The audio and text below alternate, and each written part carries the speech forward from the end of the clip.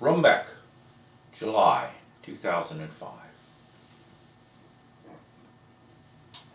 We were in Sudan. I had flown to Nairobi, then flown up to Khartoum, courtesy of the Sudan People's Liberation Movement, of which I was a member. That story is told in part the day I met Hamza bin Laden. But after making my, almost by split seconds, escape from Khartoum and flying down a plane chartered by the SPLM, instead of going down to Nairobi, the plane out of town took me to the town of Rumbek, which for a time had been the rebel headquarters of the Sudan People's Liberation Army.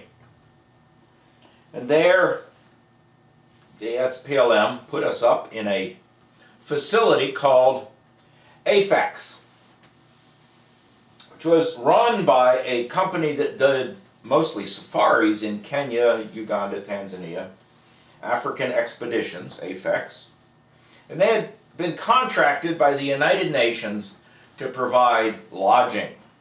And so inside of a probably 10-acre compound that was set aside for the United Nations, it was considered United Nations territory, it was diplomatic territory. For example, the SPLA was not allowed to enter except for their officers, and if their officers entered, they had to enter unarmed.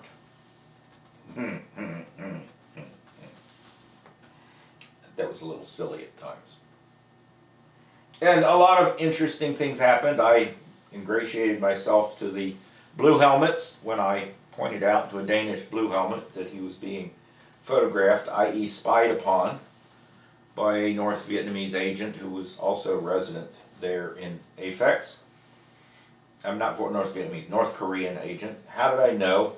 He was North Korean because when I heard him speaking to others of his whatever, I can't think it was on the phone. I know language. I don't speak Korean, but I know it when I hear it. I know when it's not Chinese and not Japanese and not Vietnamese. It's Korean. And he looked Korean, although he was listed as something else. Can't remember what he was listed as. He had a false passport. But anyhow, there we were. And it was a tent. It was tents. It was just like the tents you would be in on a safari. And they provided everything. They provided 3 meals a day. It was part of the expense. My expenses were being covered by the SPLM, who had invited me. They provide, they had a shower facility, latrine facility, very nice. It was kind of like staying at a YMCA camp or something like that, or a Jewish community center camp in the country, something like that, a Camp Ramah. Very much like that. You ate your meals together in a pavilion that was open on 3 sides, just a roof, concrete floor, tables, chairs, and that comes up in a different story. And it was a buffet, very primitive sort of a buffet. A couple of hot plates, serve yourself. So, and they had tents, like I said, and your linens were provided every day, your sheets for your cot and your new towels, and they took the old towels away and tidied up your tent for you. And the man who came around and tidied up the tent, they called him Boy. He was in charge of the towels, but he had to do it himself. He was short-handed, so he went to every tent and straightened up your stuff for you. And I learned later that he was a high officer in the intelligence unit of the Sudan People's Liberation Army, the rebel army, going into everyone's tent, all the UN administrators, all of the diplomats Because if you were a diplomat, you stayed there. I mean, the only other place to stay in town was Bros. And Bros was rather primitive. I mean, the food was better, but Bros was rather primitive. And, I mean, the food was better if you like African food. It was very, very Sudanese food, South Sudanese food. Which you could get, yeah, if you didn't like millet, you might not want to go to Bros. But Bros was a truck drivers and construction workers motel, okay? So the diplomats stayed at AFEX, and the high-ranking officers, the highest-ranking officers of the SPLA either stayed at the SPLA Army compound or they stayed at Bros for the privacy, because the UN was not there. I stayed at Bros on a later visit, a couple of years later. So anyhow, there we were, and there were all kinds of people there. There were newspaper people. We got to be friends with the reporters from the Washington Post and the Atlanta Constitution Journal, whatever it's called. And there were news reporters from all over the world. There were all kinds of UN people. There was the bomb squad. The bomb squad, no. It was the Norwegian group that does demining, taking anti-personnel mines up out of roads and gardens and fields. And all kinds of people like this. And a lot of, and contractors. You had road contractors from the USA that were there trying to get contracts. Because at that time, the CPA, Comprehensive Peace Agreement, had been signed in January. 6 months later, according from the 6 months from the day it was signed, then in Khartoum, John Garang, the head of the SPLM, had been inaugurated as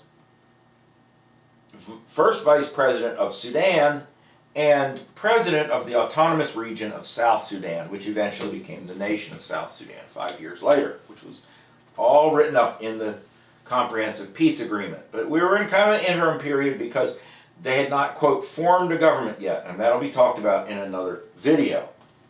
But they were pulling it all together, organizing the education department, the health department, so roads department, so on, all getting organized there in Rumbek, the provisional capital. And Rumbek is a small cattle market town, composed almost entirely of thatched mud huts. The few masonry buildings in town had been bombed to the ground, mostly by the North during the war. So we were staying at AFEX, and one of the people, some of the people that were there were diplomats from the United States and some other interesting people. And there was one that was she was sort of interesting. Her name was Sam.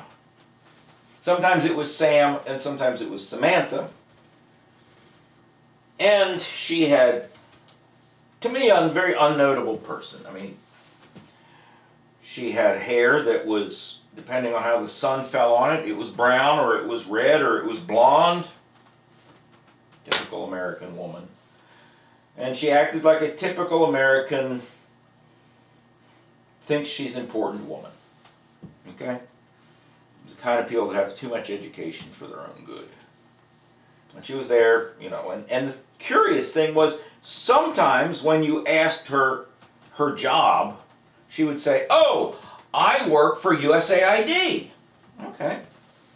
But then she'd get introduced to another group and she'd say, "I'm from the office of Senator Barack Obama." So who do you work for, lady? If you look at a certain biography, you'll see a window of time, July 2005, that is between two jobs, and it's the two jobs I named. But she was there, and I got to know her just a little bit, and I probably ate one or two meals with her. You know, it's just tables laid out in a pavilion, kind of like being at a family reunion, huge family reunion picnic, you know. And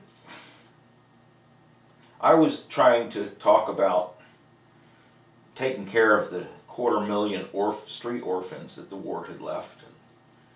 She, when she found I didn't have connections, she lost interest in me and wouldn't talk to me much anymore. And I was considered kind of a nobody because I didn't really have any connections.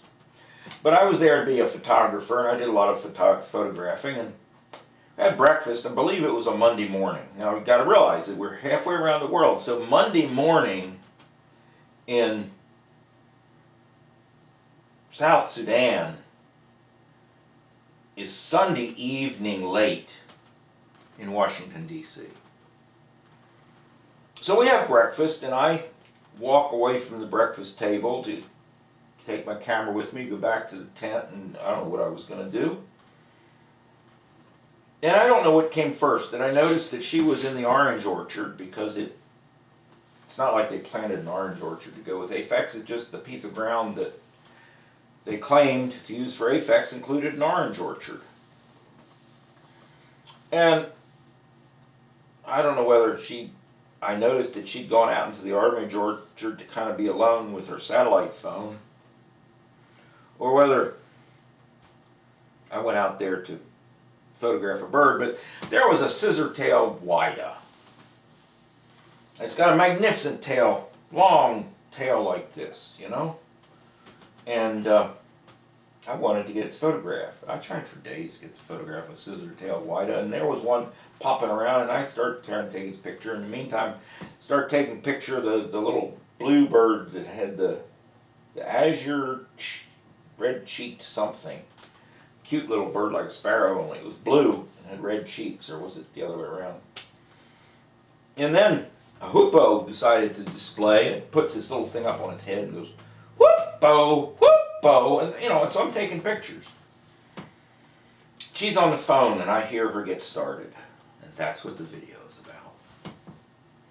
She's on the phone, and she says, "Good morning, Barry. I know you're not in the office, but I'm going to put this on your machine." Ooh, that sounds interesting. "So I know you'll hear it first thing when you come into the office in the morning." Okay. Now, my mommy taught me not to eavesdrop, which is how I learned how exactly to position my ear up against the keyhole. So, I was photographing the birds, and I managed to always be photographing a bird, and the bird, I always found a bird that was even closer and closer to Sam, and I never stared at Sam. Looked like I was listening on a phone call. I was photographing a bird, and that bird was always closer and closer to Sam, and I'm listening in. You can judge that however you want. And she starts describing a program that she has put together, that's almost complete. You see, South Sudan was moving in one jump, in one decade. South Sudan, at the end of the war, 2005, which this was right at the beginning of, we were only 6 months into this, and in one decade they were moving from, depending on the tribe, either Stone Age, Bronze Age, or in a few cases, early Iron Age, into the 21st century. I mean, we're going from Stone Age to cell phones in one jump. There's not a whole lot of people who knew how to use a computer. Not even a whole lot of people who knew how to use a typewriter. And they needed to form a modern government. So she had this program that she was describing to Barry on the phone, that she had volunteers from America that somebody was paying the travel and salary of. Never found out who. Because it did quite seem like it was a full-fledged USAID program, although it was billed, she said it was described as a volunteer program under the USAID.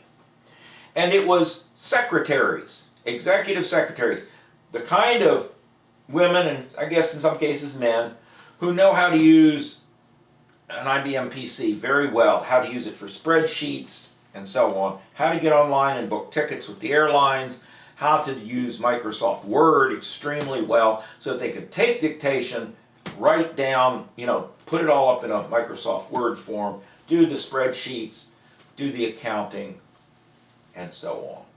And she had placed these people in every office with Microsoft Windows-based PCs that their program supplied. And as she put it up, she said she's got the network connections done, connected, and there was a network satellite dish connected through a United Nations station there.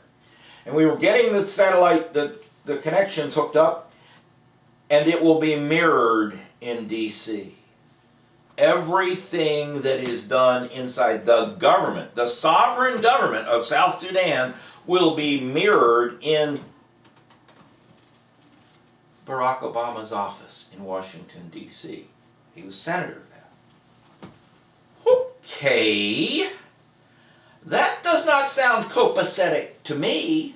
Now, I'm in another country, and I'm subject to the laws of that country. And I mean, we expect immigrants, if they come here, or even tourists, if they come here, if they see a crime being committed, that they would dial 911 and say, hey, there's a girl getting raped behind a bush over here. I mean, don't we expect that of our tourists and immigrants? The only people that we don't expect that of is diplomats, and I was not there on a diplomatic passport. I was not exempt from their laws. And I'm sitting there going, what she's talking about is against the law. That ain't right. That ain't right. Huh. So she says we've got it was one department she named, they didn't have them in there. But she had them in, and especially she had them in the travel, she was just getting them into the travel department, the little department that would handle travel for all of the cabinet and any sub-cabinet members of the government. So that anybody who went anywhere, if the assistant foreign minister, the under-assistant foreign minister, got on a plane and took a trip to Nepal for a diplomatic mission, it would be known in Washington, even if it was a secret mission. That's not right. That's not right. Well, she went on for 20 minutes like that, and I snapped a lot of pictures of birds. And she got off the phone, off her satellite phone, and I went to my tent, put down the camera for a minute, made like that's where I was headed, went back up to Aphex. And what would happen after breakfast every morning is that all of the lower cabinet members in the South Sudan cabinet would have their second breakfast in a circle of chairs out in the open. They would have kingfisher. If you've been to Africa, you know what kingfisher is. If you haven't, you don't. Okay. So they're up there and they offer me a kingfisher, and I accept a bottle of Fanta or Knee-High, whichever it was. And I tell them all about it. They were very interested. Around noon,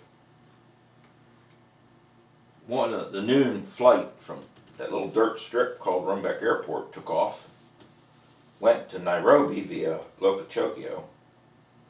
Might have gone direct. But on it was a minor official of South Sudanese new government. He went down to Kenya and started putting advertisements in the Nairobi newspaper for secretaries to come up to Rumbek and Juba and serve the new government, because they didn't have anybody trained in South Sudan. He started hiring, and you can always hire people off the street in Nairobi. They've got like something like an 80% unemployment rate. 80%. So they started hiring Kenyans. And all of those people that were volunteers for America were told by about 1 o'clock that afternoon, it's okay, we appreciate your offer, but you can go home now. And they replaced all the computers, or scrubbed them, to get that malware out of them.